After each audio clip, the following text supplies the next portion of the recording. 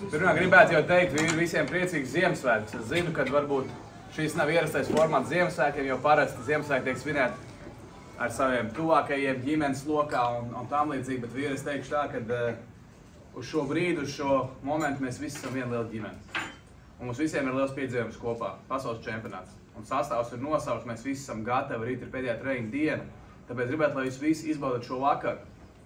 Nosvinām kārtīgu Ziemassvētku kopā, pēdam, un mēs neesam piemirsuši arī jūsu, tā teikt, jūsu ģimenes nav par jūs piemirsuši. Būs neliels pārsteigums, bet pirms tam es došu vārdu galvenajam trenerim Martam Abolam. Joprojām patīk saņemt dāvanas, teikšu godīgi, patīk, bet ar laiku, gadiem ejot, vēl vairāk patīk tās dāvanas sagādāt, pasniegt dāvanu. Un runā par tiem brīnumiem, kad Ziemassvētki ir brīnuma laiks, godīgi sakot, es brīnumiem baigi neticu. Bet, ja runā par to dāvanas pasniegšanu, tad mēs nosacīto brīnumu gan varam paši sagādāt.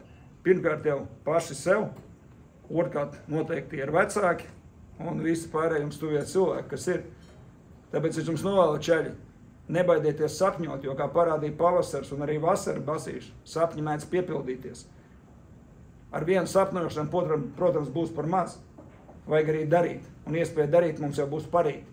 Tāpēc es novēlu jums katram nospēlēt labā, savā līmenī individuāli un visiem mums kopā būt savā, kā minimums, labā līmenī un vairākiem arī augstāk par savu labo līmeni. Visiem jums, maniem palīgiem, visam stafam.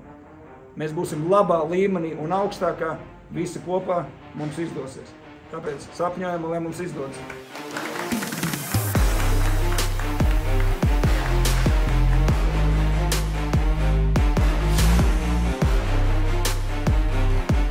Savu vecim gada vārdu, vairāk nezinu ne vārdu. Tagad par šo pastiņu dod man vienu māju. Labi! Kaspariņš atnāca, dāvaniņš atnāca.